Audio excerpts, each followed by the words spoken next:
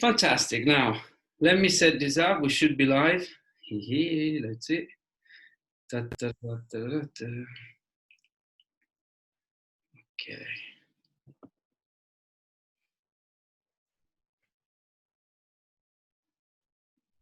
Yeah, I can see us already. Good evening, everyone. Let me just set this up. We're just going to wait a few more moments, literally, for people to connect. Here we are. Record the Good evening, everyone. We're just going to... Okay, the volume is off. Wonderful. Oh, I see we're on. Hello, Natasha. Welcome. Hello, everyone. I'm excited, as always, to be with you for this hour on Bridges of Light International. And as always, I want to thank you that is going to be with us for this hour. I'm going to thank you that is watching this later on. Thank you, Bridges of Light, and thank you, Life. And thank you, Chris. This evening with me, I've got Chris Partridge, that is a therapist, is an author. He just wrote a wonderful book, which I read, and I would highly, highly recommend. And yeah, I wanted to interview Chris, which is going to be telling us more about himself in a moment, because I've known Chris for many, many, many years. And he is actually the first ever therapist that I had a regression with. He put me under hypnosis and he regressed me to a previous life. And I still remember very vividly the experience, which I remember at the time I thought, am I imagining this or is this real? But it was very vivid. But the awareness that I got from it, it was very, very important for me in my life. Anyway, and then he wrote the book, which I read, which is a must for everybody. The book is called Wake Up. It talks about emotion. What is the title exactly? So the full what are your emotions telling you? Indeed. What are your emotions really telling you? An interactive guide to your emotions in today's world. Yeah, so. Exactly. Which is very useful for anybody that wants to know himself or herself better. And it's useful, very, very useful, even for therapists themselves, because it's a very, very comprehensive book. Anyway, and also I wanted Chris on the show because Chris is not just a conventional therapist, an hypnotherapist and a counselor, but he also is a very, very spiritual man. He has psychic and mediumship abilities, which he uses while he works with clients as well. So I've said enough. You guys know me, but you want to hear from Chris.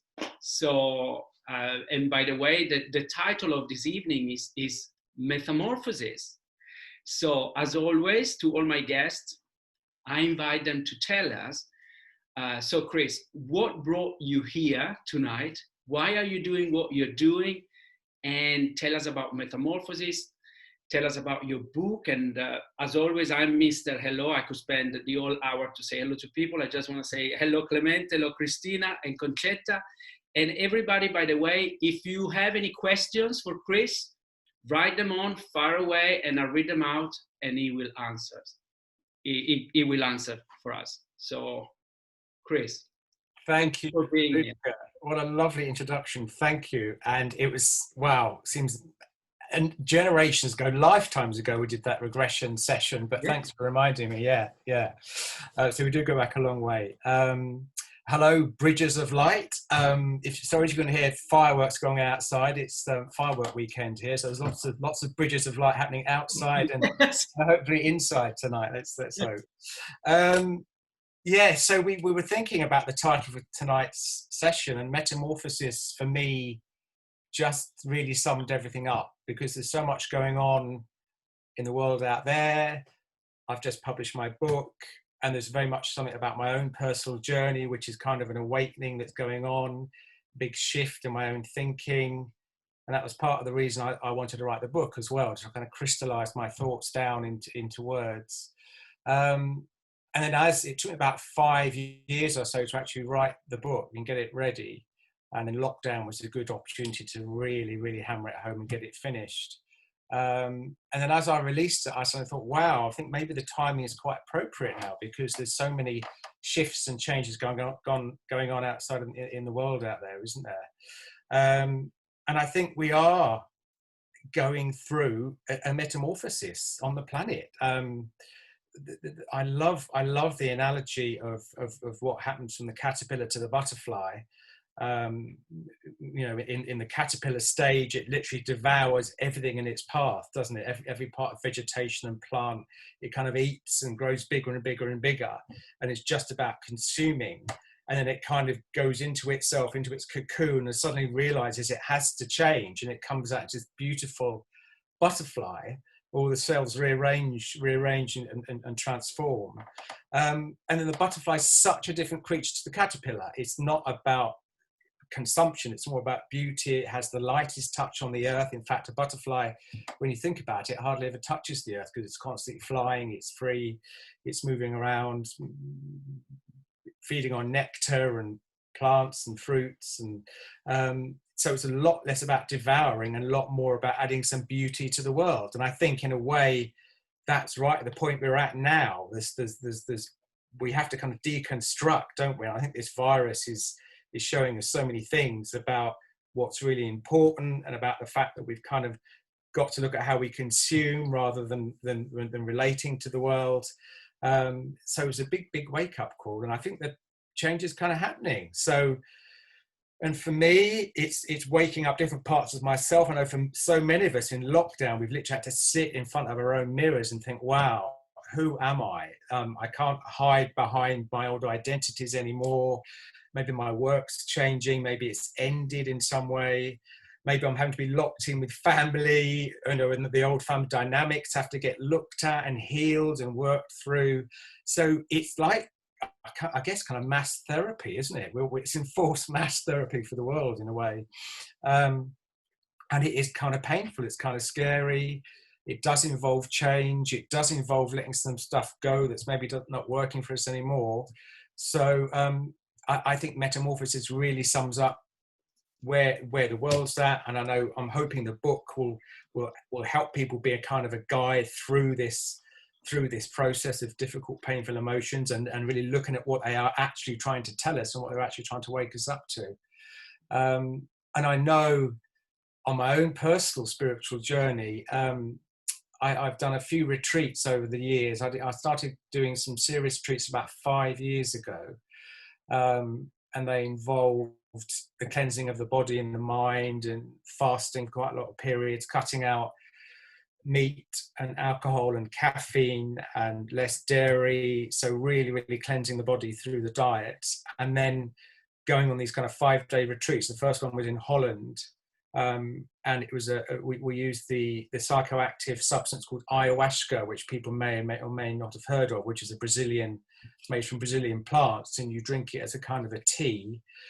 And it just helps the body. There's a chemical in the brain that's produced by the pineal gland called DMT, dimethyltryptamate, which is produced when we dream, and also when we leave this body, when we die at the end of our lives. Our brain is flooded with this chemical, and it kind of opens up our third eye, because the pineal gland and the third eye, the all-seeing eye, are very closely connected. So you kind of have all these visions. You kind of come out of your regular kind of body. You kind of see lots of different dimensions. It really opens up your headspace and your consciousness, and you kind of go on this journey. And the retreats are really powerful. And you get shown all sorts of stuff about how your ego operates and who you think you are and who you really are. So it's kind of over 3 or 4 days. It's like therapy that might have lasted 1 or 2 years. It's kind of condensed down to just a few days. So it's quite powerful. It's quite an intense time. But for me, that was a really big spiritual awakening. I think it was providing me with evidence that there is other dimensions and other paradigms that most of the time, of course, we don't see. We might sense they're there, or we might believe that they're there even, but to be presented with it very sort of graphically was quite a big shift for me, actually. It was quite affirming. It was really validating as well. So on this particular retreat, the shaman, it's all organised by a shaman. They play music and they sing to kind of raise the vibration, which is again is really powerful. We did a short session about it was entitled Metamorphosis, and it was saying this is 4 or 5 years ago, that there is a big change coming. There will have to be a sort of a death of the old before the new can be embraced. And I remember thinking at the time, I wonder what that's going to be and what that's going to look like. And you kind of think, is it going to be some kind of Armageddon thing and some, I don't know, comet hitting the Earth or something? And I guess it's now. I guess it's 2020. I guess it's this. I call it intelligent virus. There's a certain intelligence to what this virus is doing to us all to wake us up. So I just think the word metamorphosis is really relevant on so many different levels right now. Yeah. Absolutely. Yeah. And that was 5 years ago. That was 5 years ago. Yeah. Yeah. So I think it's a bit like you, when you said having your regression, we do things in life, don't we? Little shifts, little bits of, moving out of our comfort zones or looking at things in different ways, and sometimes that can be a traumatic event or something really challenging that happens in our lives, or we meet someone that shows us a new way of thinking or being, or we lose somebody close to us and we look at life very differently, and we relate to someone who's physically departed in a more spiritual way. I think all this is just sort of drip feeding and helping me to move along. And it really, really made me focus on the book, actually. I'm thinking, well, the important thing is for all of us, I think, is to kind of leave the world a little bit different from how we found it. And we've all got a unique opportunity to do that. And whatever capacity that might take, it might be something very small that we change one person's lives, or it might be we change hundreds of people's or thousands of people's lives. That doesn't matter. Spiritually, that doesn't matter. It's what we do, it's what we're capable of creating out of all this and leaving our unique kind of fingerprint. So for me, I thought, I think it's really important for me to get this book done. It feels more important than it ever did. So that really focused my mind and made me sit and be disciplined and do it. Yeah. And the fact that I think I've always been told that I've got a way of making complicated things sound fairly easy and fairly relatable and fairly accessible. And I thought, well, there's lots of books about psychology and about psychotherapy and a kind of self-help books, but bringing together traditional established psychological themes and spirituality together, I think is maybe a slightly new perspective. So I like to think the book does that, actually. It looks at ourselves from our ego perspective and from our higher self perspective, so that we don't just remain stuck in our problems and a victim to our problems and our challenges. We can actually look at how we can grow through them. Absolutely. So experience doesn't happen to us, it happens for us. And kind of, if you change the way you look at something, then what you look at changes, that kind of idea. So, and I like to think that's what it's achieved. And to be honest, I started writing, I didn't actually know where I was going to end up. I just thought, well, I'll start pulling the end of this ball of string and see where I go. And I literally, each page, new things were coming into my mind, and I just kept writing. And then before I know it, there was 80,000 words. It's a huge down on paper. Yeah, I remember finishing it and thinking, God, this is the therapist awareness Bible, so to speak. It's like you cover almost everything. And like you say, I mean, if I remember properly, you start, which is a question for you, like for us to synthesize this question that I'm asking you. Yeah, you start going from, which I personally think is a wonderful place to start, and something to discern between what's the difference between feelings and emotions. Yeah. And then it's great. And then towards the end of the book, you talk about you bring in the context our life purpose, meaning what is the meaning of your life? What is it that it's meaningful to you? And I mean, they're just beautiful, because you can go, somebody, let's say, that has a challenging life can see and understand from a psychological level what is the problem and how to approach it. But then it's great that it doesn't, from what I know, or some psychology books, they give you, the why you're not feeling so good, and maybe the strategy or the understanding behind it. But there is always the missing component, which I think is actually even before psychology, which is at the base of everything, which, as you say, is the spiritual component, isn't it? It's our journey here, our soul lesson. What am I here to do? What is meaningful for me?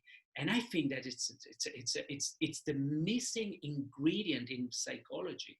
Yeah. And it's, I mean, well done and wonderful for bringing them together. Thank you. Actually, and just as you're speaking, there's a quote that really resonates for me. It's by Viktor Frankl, who wrote a book called Man's Search for Meaning. Yes. And I don't know if you've heard of him, but the book is brilliant. If anybody hasn't read it, it's really worth a read. Again, very easy to read. But he survived the concentration camps in the Second World War, and he sadly lost most of his family.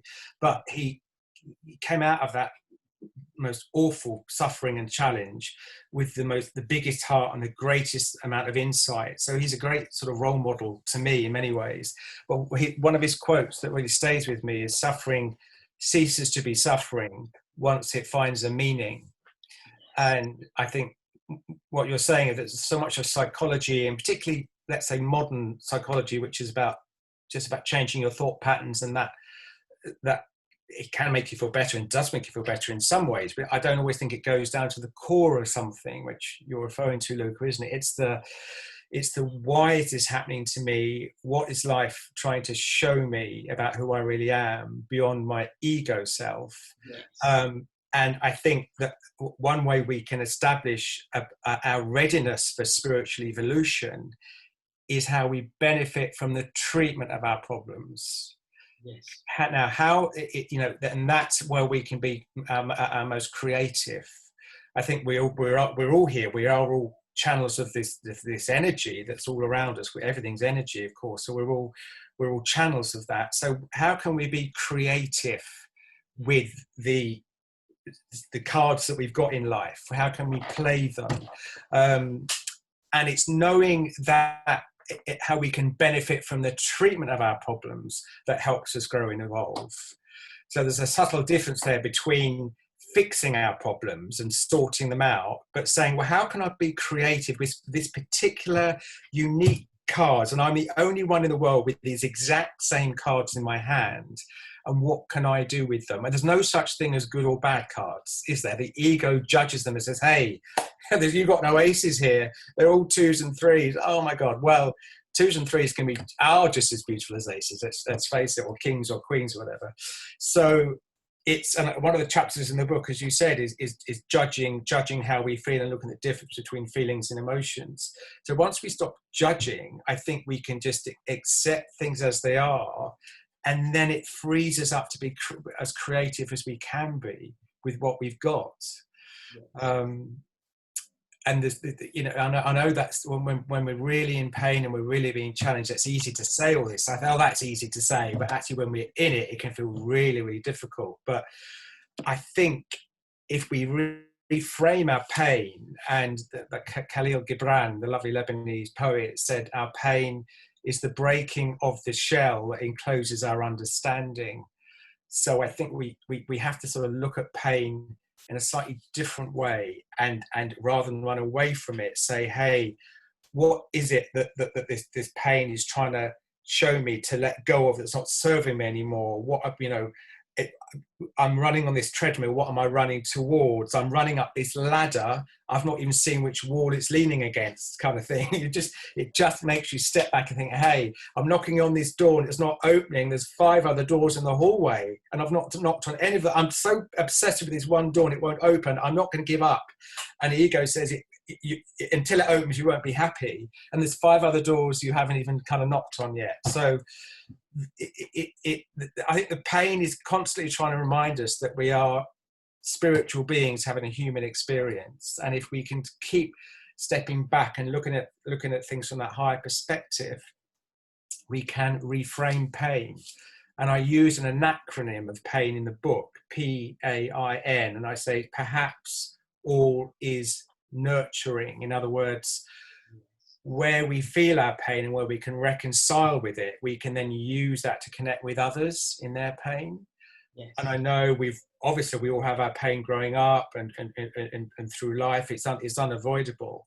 But I think if you were bullied at school, for example, and then you grow up and then you have a more of an affinity with people who might be marginalized or ostracized. You might want to work with refugees or people in refuge centre, domestic violence or something, so because you have that understanding, you have that empathic resonance, don't you? And had you not made peace with your own suffering, your own pain, you would never have got to that kind of higher place where you're able to use it as a fuel to sort of to reach the potential of who you really are. Thank you so much. That's genius. Tell us the what each letter stands for. About pain. I'm big into my acronyms, and I think they can really help just to remember some of the concepts. But I came up with PAIN. Perhaps all is nurturing, and I think even the most difficult of pain, we can. I think I use the example of. Well, Princess Diana is obviously one very, very big kind of figure that we all know, and how she used her sense of isolation, of being ostracized in her situation. And then she was one of the first people that reached out during the AIDS crisis to the AIDS patients and connected with them in a very profound way. And she was a very clear example about using her suffering and her pain to become, as she was, the Queen of Hearts, wasn't she? Yes. So I mention her in the book, and I think that's a really powerful example of what we can do with what happens to us. Yeah, absolutely. Yes. There's another acronym I use for stress. Sustained tension revealing every soul story, STRESS. And I think, again, we give stress a bit of a bad rap, don't we? Say, oh, I need to avoid stress, I need to cope with stress. And sometimes if things are stressful enough, it's just trying to wake us up to what our soul story is. Yeah. If we can look at it in that way. Yeah. Fantastic. Thank you. I have a question for you, but before I ask you the question, I want to say hello, Mattia. Hello, Giovanna, Enza. Hey, Chiara. Hey, Maika, Pamela, Patricia, Roberta. But guys, that you're watching this, ask any question you want about anything. and we'll see how Chris can answer your question or your comments or whatever. Hello, Rosanna. But I have a question for you. I'm curious. How much would you say that, or how much would you say you use your, let's say, intuitive abilities or the awareness of being a spiritual being, having a human experience, and not just your therapeutical knowledges. I don't know if it's clear enough. You know what I mean? Yeah, I was thinking actually before tonight about my kind of journey on, because we're all on the journey from ego to soul. Really, we have to be, we're born into these separate bodies. We have to feel separate from the world in order to know how we can make a unique difference to it. So our ego, and I don't want to, it has its place. We all need one. And then once we kind of have a sense of what our ego is and how it operates, so we know where we are uniquely different, which is part of its kind of job in a sense, we can pick it up and then put it to one side so that kind of it's serving us rather than we're serving it, kind of thing. So I was thinking about the whole thing about coming to the counseling work, which I started off doing the counseling thing. And then, as you said, working with intuition more. And I think when you work with people's emotions and feelings, they're not things you can actually touch. They're not actually kind of things you can grab hold of. So you're kind of tuning into people's energies, aren't you, a lot? You're using that sixth sense maybe, and that kind of we'll talk about the third eye, and you're really just putting your own self to one side, your own ego to one side, and just becoming a clear kind of channel for the healing, for the whatever energy wants to flow through. You say, hey, you just literally try and stay as much as you can in the moment. Don't have any rehearsed answers and just be totally spontaneous. And you normally find whatever comes out is particularly attuned and in tune with the other person. In fact, you lose that sense of separateness when you're kind of working in that way. And I think whether we do it through meditation, or whether we sit in a circle, or whether we do practice mindfulness, or even yoga, all these kind of spiritual pursuits, we work on those kind of psychic muscles, those sixth sense muscles, don't we? And when we work on those more and more, and I think this describes my journey, I kind of almost knew what people were going to say, or I kind of almost knew what questions to ask to move in the right area of where the real pain was, or where we needed to move into the shadow areas together. So I just started to think, hey, I think things would start coming into my mind, which were totally kind of not just random thoughts, and I'd kind of bring them into the counselling relationship. And I thought, hey, I think I'm being a channeler here for other stuff. I mean, and we are all we are born channels as children. We're kind of much clearer channels than we are as adults, because we kind of get bunged up with our conditioning and our brainwashing and our programming, don't we? We kind of lose a sense of that. But if we can come back, particularly in this year of 2020, in a 2020 vision and all the other kind of parallels that go with that, I think we've got an opportunity now to go back to how we were before. All our heads got kind of bunged up with this sawdust stuff, and really start to trust that more. And I guess that the virus is, because it is taking away, as I said, old ways of identifying ourselves, whether that's through jobs or even through status, and even money doesn't seem to have the same value it did before, does it? I mean, it's the relating, and it's the appreciation for everybody. It's the fact that we know we're all connected to everybody, and particularly those that care for us, that we kind of maybe took for granted before.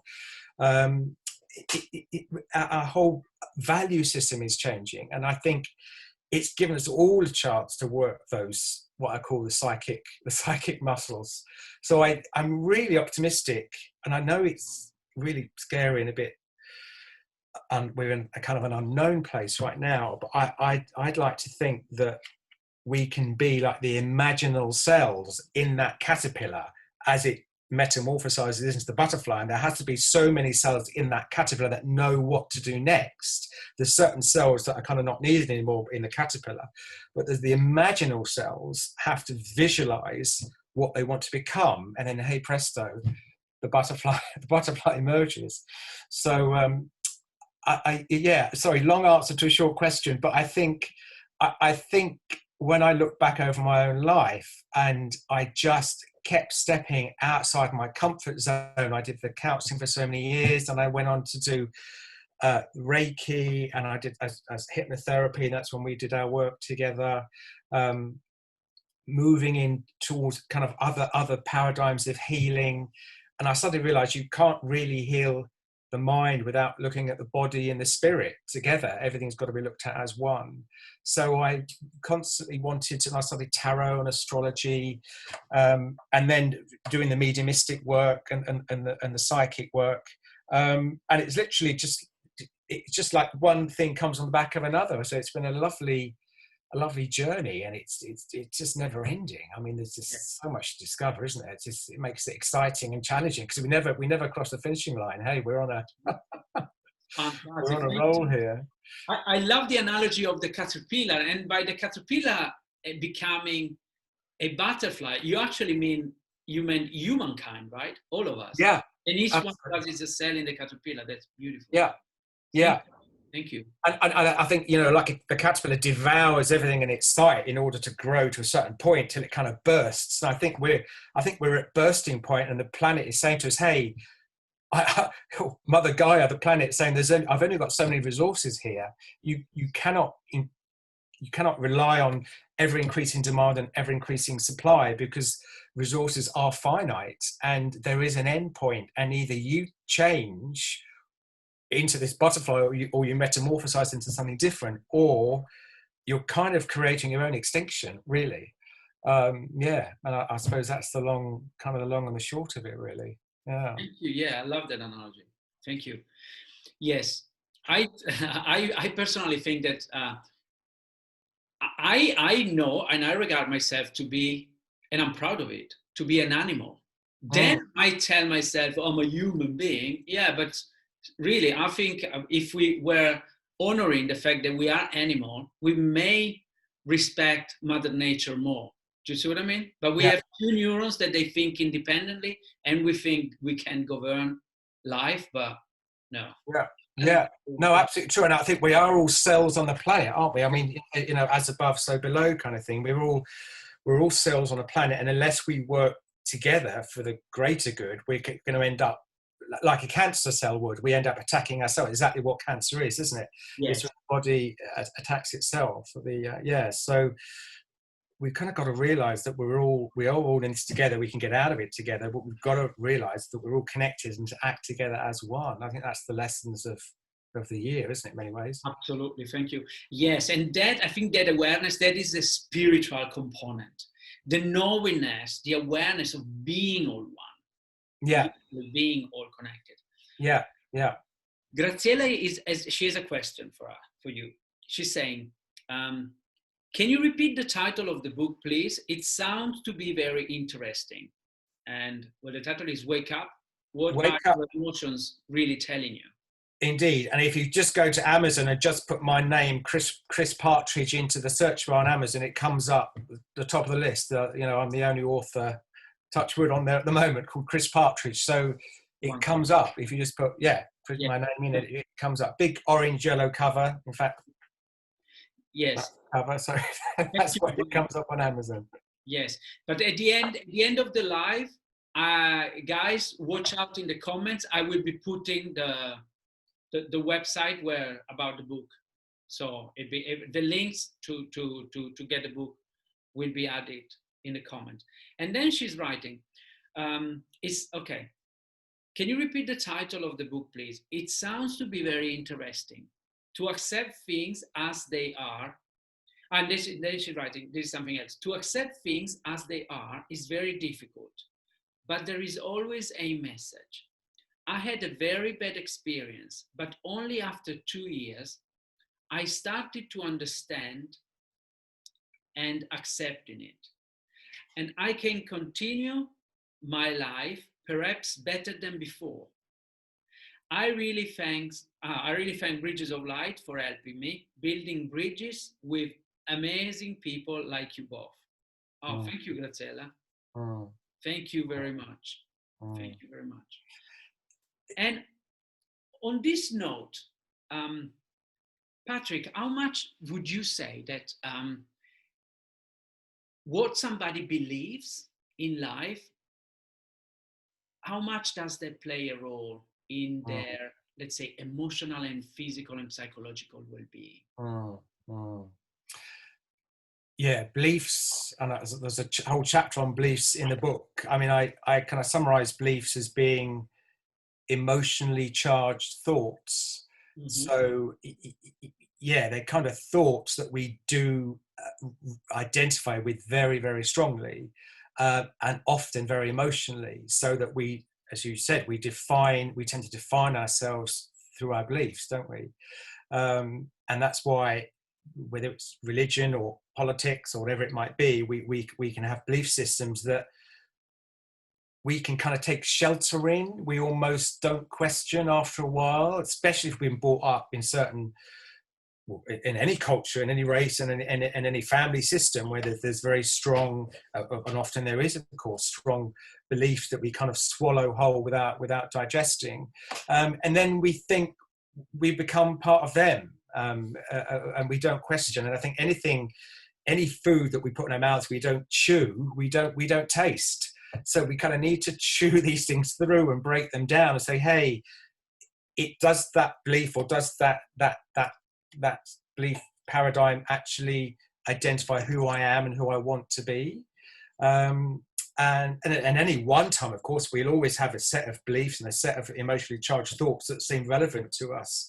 But I think what's really important is that we're prepared to let them go and amend them and revise them, as your lovely lady just said, as things happen to us in our life. If we rigidly hold on to old beliefs, we'll suffer, because we think, hey, this shouldn't happen in life. It's not fair. I wasn't told this awful thing was going to happen, and this is not the person that my ego wants me to be, or that I thought I was going to be when I was a child. I wanted to be this, I want to be in this position, and at that point in my life, and it hasn't happened, and I'm bitter, and I'm upset, and I'm angry. And yeah, we've got to go through that. Of course we have, we're all human, but it's important not to be stuck in those angry and bitter and kind of fearful places, and just as much as we can surrender to what is happening. And as we surrender, we do actually ascend up. And I think it is important, because when we can allow ourselves to ascend, we can look down on things from a slightly different perspective, because we can see the whole picture rather than just the one bit that we keep attaching to, the one door we keep knocking on, saying, hey, this door's not opening, I'm never going to move because I'm determined and I'm gritty. And I'm, my dad always said to me, you've got to keep trying until you succeed. And hey, I'm taking, this is my dad's belief, that is now my belief. And is it working for me? Well, maybe it's not. Maybe I need to change my belief. And yeah, and that's part of the process. And I love the fact that I don't know about Italian, but in English, the word lie is actually in the word belief. L-I-E is right in the middle of the word belief. Yeah. So I just think it's important to remember that sometimes our beliefs can lie to us in some ways if we never question them. Beautiful. Yeah, in Italian we say say mind. It's called mente, and then to lie is mentire. So I say la mente che mente. Right. The mind is lying. It rhymes. Right. Because the mind interprets everything. Yeah. It's just a perspective. It's also it's interpreting machine, so to speak. Absolutely. Yeah, it can be very rigid in its interpreting, can't it? And can be very one-tracked, and that, yeah. If we stay on that same track, we're always going to end up with the same thing. And what's the definition of insanity? Is doing the same thing and expecting a different outcome. That's the definition of insanity. That's insanity. Oh, Evelyn is here. Hello, Evelyn. How are you? And she's writing. She says, "Oh, I love that. To ascend allows us to witness." Yes, it's a very powerful process to be able to overlook a situation. Like, in fact, Graziella, Graziella, she wrote, it took her 2 years after something happened. Right. 2 years to understand and accept it. Yeah. Hey, and 2 years isn't bad, because people can spend 22 years, even lifetimes, as you know, over several lifetimes, even with the same rigidity that just keeps them quite stuck. And hey, there's no judgment in that. There's no hurry. We've got eternity, but don't suffer more than you have to. Yeah. And there's a lovely, again, it's Jesus Christ said it in the New Testament without being religious about it, but he said something. He said lots of profound things. Obviously, it happens to you as you believe, and that's a lovely kind of summation of what we're saying is. Everything happens to us as we believe. So it's amazing, you believe now. And Evelyn has just been written. She's just written, belief, a quick change, B, capital, life, capital. Oh, yes. Life. Yeah, it's amazing. Some telepathy going on. So when we break things down, chew things over, we can make them our own. As Evelyn's doing with even the word belief, you can make it your own, and then you've kind of changed its whole energy, haven't you? So it's a lovely parallel that she's talking about there. Yeah. Wonderful. Yeah, Graziella, she's writing, I'm still working on it. She's still working on it. Yeah. But you're right. But I think I talk about spiritual muscle in the book. I talk about ego muscle and spiritual muscle. And ego muscle says you must be stronger, you must be resilient, you must be tenacious, you must be single-minded, which, in some ways can get you through and help you succeed in some ways, absolutely. But if life is trying to show you something else and all you use is ego muscle, your spiritual muscle is not growing. And I'm really hearing your lady there, you've been working on a spiritual muscle for 2 years. And that is such an important part of it. I mean, no effort is wasted there. If it takes you 1 year, 20 years, whatever, it's all working on your spiritual muscle, isn't it? It's the awareness of that's what you're doing. That's what's important. Thank you. I totally agree. And I think, but tell me what you think about it, and what you guys home, what do you think about it? Do you have a thing we get to, let's say, a finishing line, like going, oh, you're done, you have arrived? Yeah. There's no more evolving to do. Do you think that that's the case or no? No, I don't think. No, I don't think either. I wish there was, and my ego wishes there was. Yeah, and of course we all want to be totally proficient or an expert, or say we've arrived. And in some things, I mean, you can learn a language to high proficiency, or you can, learn physics to a good proficiency. But I think in the spiritual world, where there are so many layers, and the more we think we know, the more we realize we don't know. There's a never-ending journey. I mean, there's a never-ending journey. And again, you can reframe that. You think, hey, never-ending journey. I'm tired. I want to give up. That's fine. But if you reframe that, how exciting! Yes. It's just here we go. This is just constant exploration. Is constant discovery, and that kind of, from one level, could be tiring, and another perspective is exciting. So again, it depends how you want to believe it, in a sense. Yeah, how you want to frame it. When is it that you have, let's say, realized or told yourself that, yeah, I am more than just a human being. I am a spiritual being.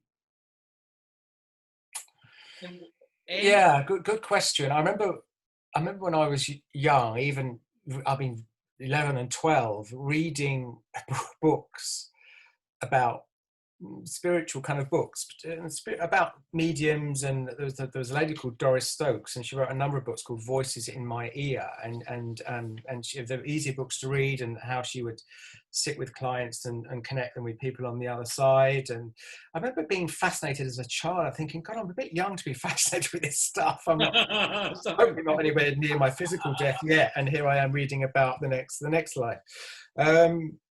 So always being interested in it, and then working, we've all had difficult childhoods, and kind of having to go through difficult pain and suffering, and then you think there's got to be a point to all this. If there isn't a point, there's got to be a meaning. I mean, are we just living accidentally on a dead rock in the middle of this Milky Way galaxy, or is there some thing we're evolving towards? Is there a point to everything? And the more I've explored, the more I absolutely believe, I'm using the word belief, that there is, and that we are all here for certain reasons, and to discover certain things about ourselves. And that's why right at the beginning of the book I said, and then, do you think that you feel what you feel? Because you're meant to feel what you feel in order to discover exactly who you are, and that you're the only one that interprets the world in exactly your own way. So that, again, that's kind of exciting, because you think, hey, well, I'm the only one that interprets the world like this. I can create out of that my unique fingerprint. I can leave my unique mark on the world. So that, I don't know, that idea kind of excites me. I mean, we're all equally as important as everybody else, even though in this kind of egotistical world, sometimes we can put people on pedestals, or we can be jealous or envious or compare ourselves, and we say, hey, we've come away from our own greatness here, we've come away from our own potential, and that's is part of what life, I think, if we come too far off our path that we're kind of supposed to be on, life will gently remind us, hey, you're not quite on the right path there, and you might have a bit of suffering and a bit of pain and maybe a trauma, and it might just kind of be trying to steer you back in a direction that you've just lost contact with for a while. And again, there's no judgment in that, and there's no negative consequences. It's just about putting us back on the pathway that we kind of contracted to come on before we got here, really. That's, again, these are my beliefs. I'm just... And having done the retreats and the ayahuasca and the very kind of the psychedelic sort of internal mind trips, going through the visions in your mind, I mean, are very much presented. It's a bit like lucid dreaming. I mean, when we dream, it feels very real, but when you do the retreats, it's like you're dreaming, but you're kind of know that you're dreaming, and therefore you can sort of have a direct interaction with your dream. So you can kind of go to places that you maybe wouldn't do in a regular dream, or you can sort of have some sort of power over what you want to look at. And I know that was almost more real than this world, if that makes sense. Yes. So I think in my own way, I've been presented with what I would call evidence. Of course, and I know I can say that because I know I've experienced it. But yeah, I mean, very much evidence for me of other realms, of other dimensions, of other paradigms. Definitely. Wonderful, thank you. I have another question for you. You're triggering me off with question. Evelyn, she's writing, oh no, it was the question when I asked people, oh, do you think we'll ever get to the finishing line? Like, oh, I have arrived. And she says, oh no, I think if we believe we have evolved, it's the day we need to start all over again. Yeah, indeed. If we think we're an expert, we've got to the finish line, we know that's our ego. So hey, we've got to go back and look at our ego. Yeah. I'm liking your friend, Luca, she says. And Graziella is writing, the beauty is the journey itself, discovering experience after experience, a small slice of this huge gift of life. Absolutely, and I think it's our attitude on the journey which makes which defines the destination, doesn't it? If we have this, oh, it's not fair, and I'm suffering, and I'm in my victimhood, and on the journey, then the destination won't be half as nice as it might be had we had a slightly different attitude on the journey. So. Yeah, and as it's a cliche, but the journey is the destination, isn't it? Because the journey creates the destination in so many ways. Yeah. Yes, I totally agree. To me, attitude, you say the word that to me is fundamental. To me, attitude is determining everything. Because like you say, if you have let's say an accepting, welcoming, understanding, positive attitude, you've already arrived, so to speak. Absolutely. And when you do get as we all do, the flashes of anger and resentment and jealousy, then just make friends with those. That's part of being human. And I'm not saying we shouldn't feel those, but just say, hey, I'm aware that I'm feeling really bitter or resentful right now, or jealous, or whatever it is, and say, hey, what's that about? And just sort of unpack that a bit. See how you want to express the energy in that emotion. Again, I talk about it in the book, but emotions are energy in motion. That's really kind of émouvoir, the old French word, means to stir up and stuff. And that's what emotions do. So what do we do with that stirring? How do we want to channel it? And that's the choice we have. That's how we can be creators and not victims. Yeah, absolutely. Thank you very much. And then Evelyn is writing, I really feel this connection tonight. Thank you, gentlemen. Oh, a pleasure. Thank you. Oh, hello, Mauro. Hello, Silvia. And then Evelyn, she's writing, Chris, do you feel like you are on your journey home?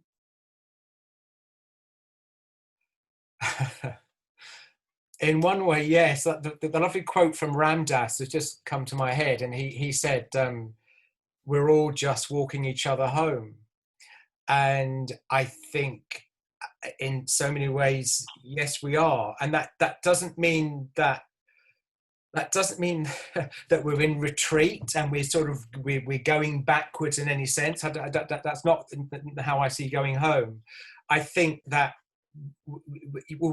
we are going home, but the home will, as we said about destination just now, the home will be different because of this journey we're on right now.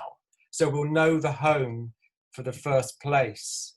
What's that lovely saying?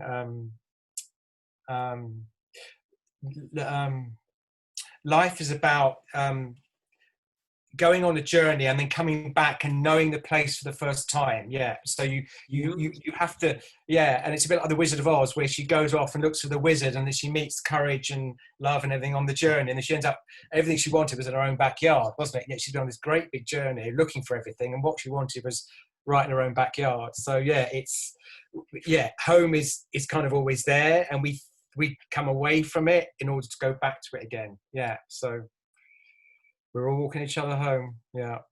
Thank you. But I very much liked the fact that you said that even though, but did I understood correctly? Even though we get to the same place, which is home, we perceive it differently when we get there because of the experiences we are having now.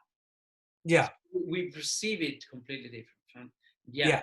That's a lot said in that. Thank you. Yeah, that's how I kind of how I frame it in my own mind. Yeah, yeah, indeed. Yeah, yeah, yeah. And do you think we choose our life events, so to speak? In other words, do you think there's what we call destiny, or certain things that happens in people's life are almost chosen before, let's say, the soul incarnates, or things just happen? What is your take on it? I say that because some people think, oh, everything is very much predetermined. Some people say, no, we have almost total complete free will. Some people, I'm one of the one that says, I think certain things they happen and we can't change them, but it changes our the old $1 million question, free will versus fate or destiny, isn't it, really? I know during the retreat, during the kind of the visions I was having on the retreat, that I was shown a contract, a big, like kind of a big formal written contract, and I was signing my name at the bottom of it. And I was kind of told in my dreams, as my lucid dreaming, that, hey, you signed up for this. You signed up, and I was kind of shown this contract. My question.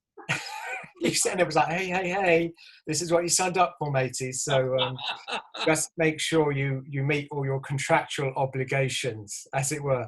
No, in it again, there was no judgment in that. But my question was in the lucid dreaming was, why is there so much pain? Why am I going through all this suffering? Why is my life so difficult? And I was just shown, hey, but you signed up for this, and it kind of re-empowered me that. So then I came out of this, it's all happening to me and I'm a victim to fate. And I thought, hey, no, it's my choice how I respond to this. And that, I think that's the free will bit, isn't it? It's not what happens to us, is what we do with what happens to us, then that's the free will. I think we've all come in to certain things and to free ourselves of negative programming that we brought in with us, and we've come to heal that, and we've come to love ourselves, really, at the very, very core of everything. I think self-love is the journey we're all on, a self-acceptance, and therefore we have to meet certain obstacles for us to know how we can be creative with it. I think George Bernard Shaw said, a lifetime of happiness would be hell on earth. No person alive could ever stand it. And I think that's true. If you think about it, if there was no challenge and no stress and no trauma, we wouldn't be able to be the creative beings we are. And I think that's where the free will comes in. I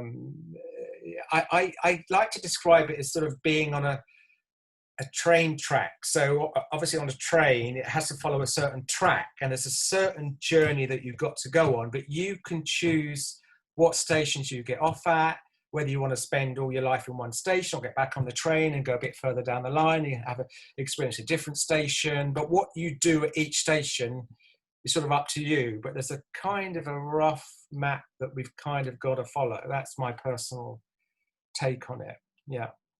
Beautiful. Thank you. So it's almost like it's like a game, but we choose how to play the game. Yeah. And again, I talk about that in my book. Which chapter is that? And I think it's on stress, actually. It's a bit like the ego wants to know how the computer game works, right? The ego wants to win the game every time, get the highest score, defeat your opponents, even do better than you did yesterday, keep crossing the finishing line. And I think, if we knew how the computer game worked, we would be able to, in effect, cheat. We'd know what its weak points were. We'd know how to get around it. We'd know how to sort of take the shortcut, and therefore we wouldn't build up our spiritual muscle. So I think that ego wants to know how the computer game works, and our higher self or our soul says, hey, I want to play, as you said, play this game. I want to play this game so I can get good at it through my own resources and through my own empowerment.